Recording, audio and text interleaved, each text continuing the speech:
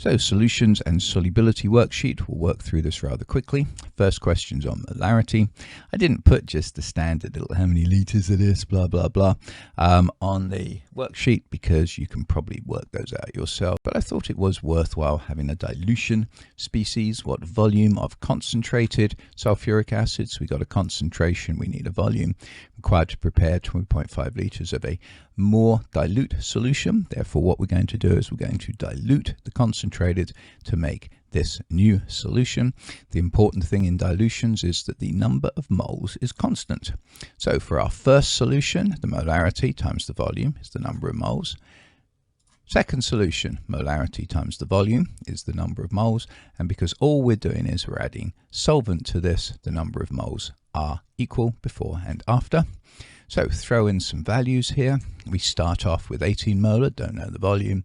We do know the volume and the concentration of the second solution, so effectively we know the number of moles, make those equal, rearrange it, and we get 0.139 litres, and I wanted it in millilitres, so 139 millilitres.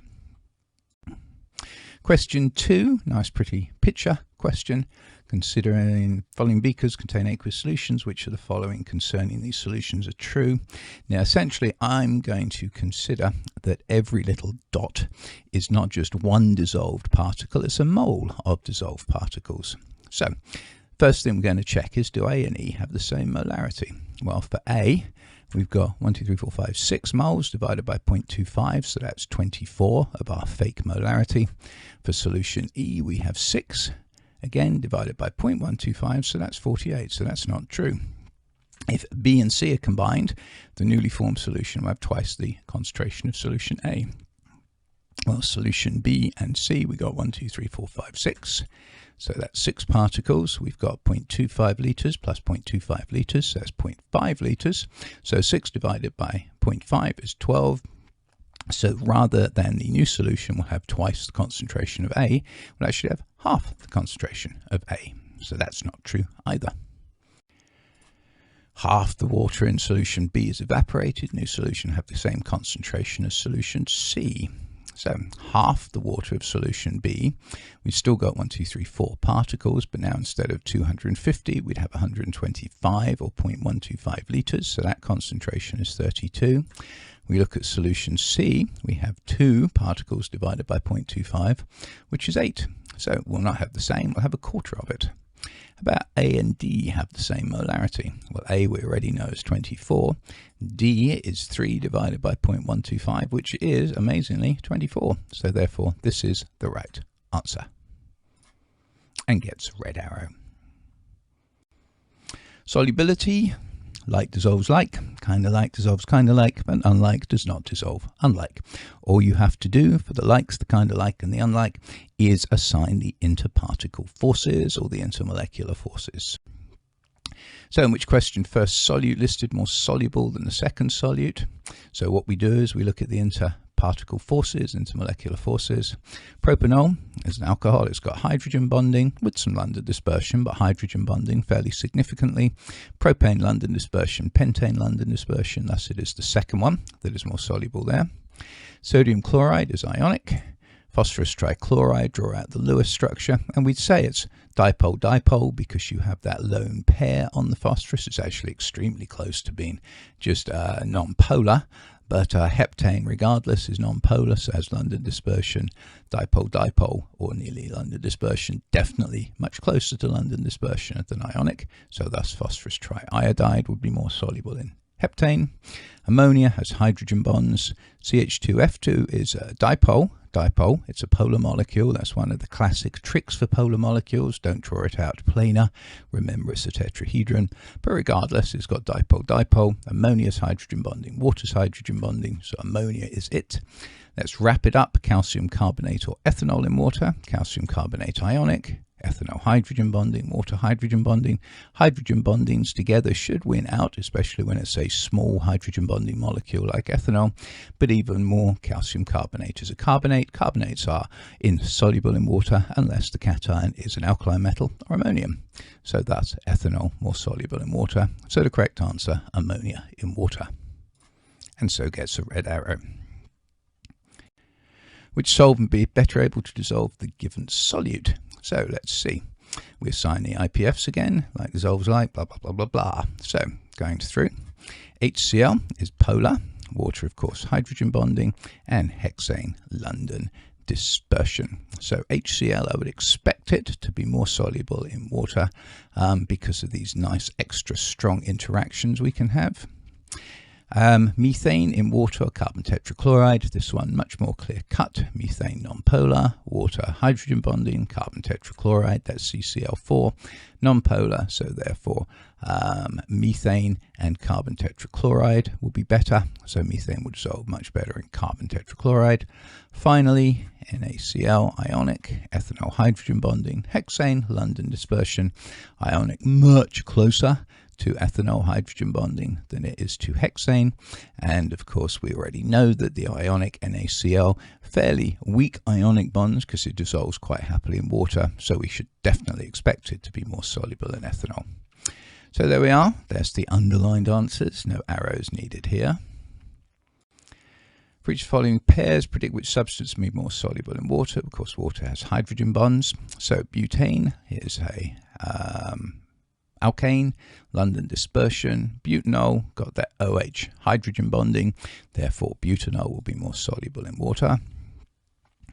Of course, butanol, it's still soluble in water, but that carbon chain is getting a little long there. So, of course, you're not seeing the full solubility, but you're certainly going to get more butanol dissolved than you are butane.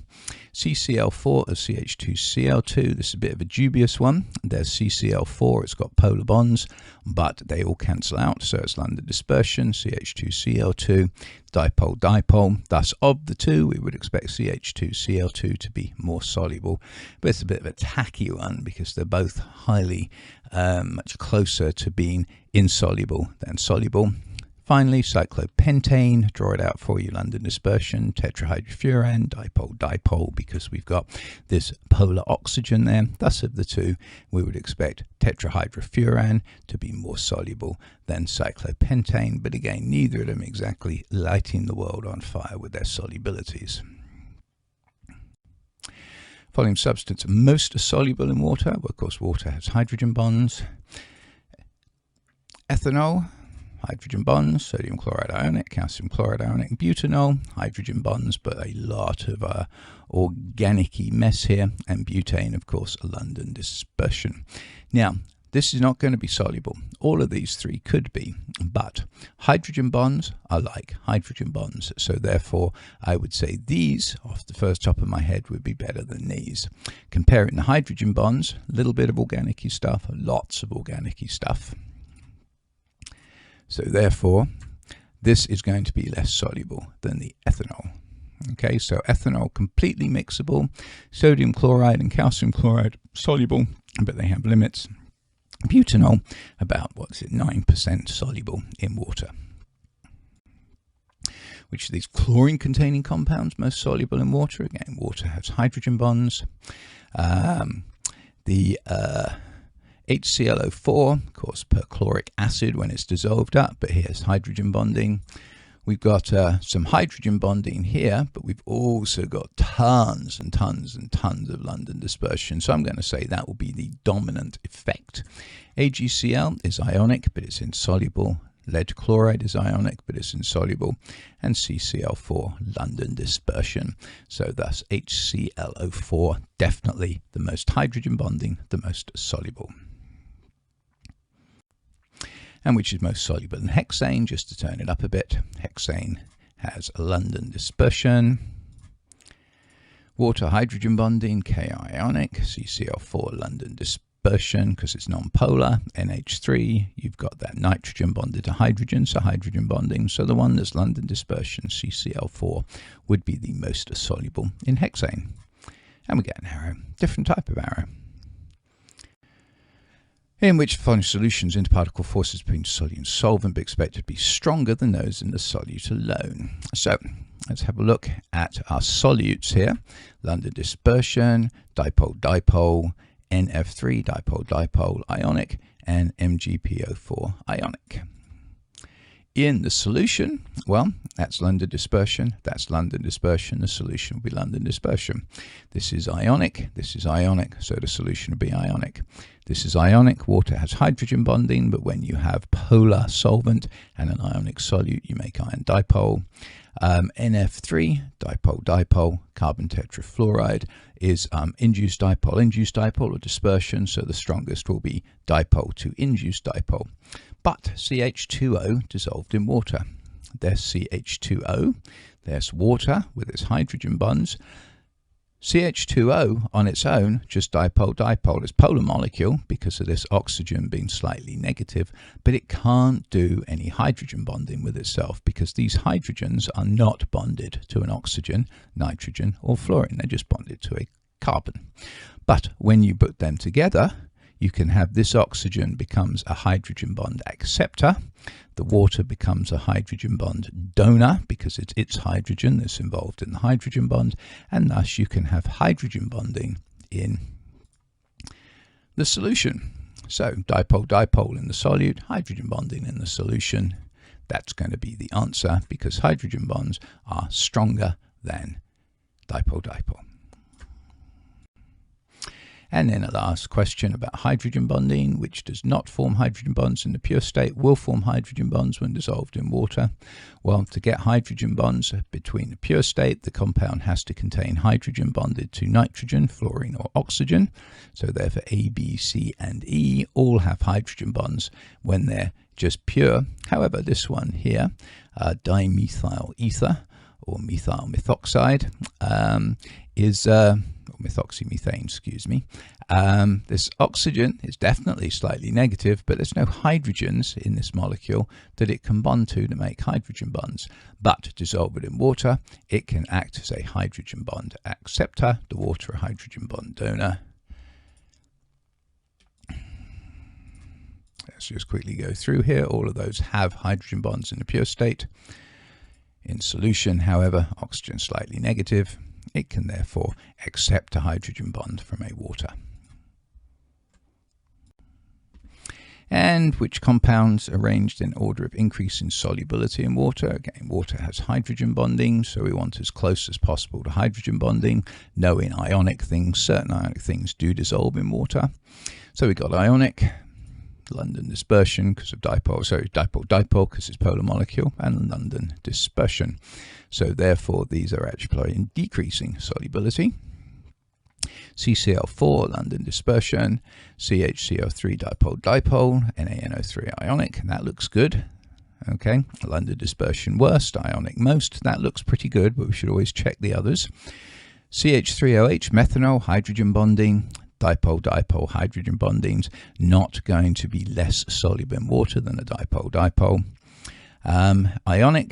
Ionic, both of those soluble in water, CHCl3, dipole-dipole. Now I would say that if ionics are going to be soluble, they'll beat the dipole-dipole. And then we have ionic, dipole-dipole, and London dispersion, again, the wrong order. So therefore, the London dispersion, less than the dipole-dipole, less than the ionic.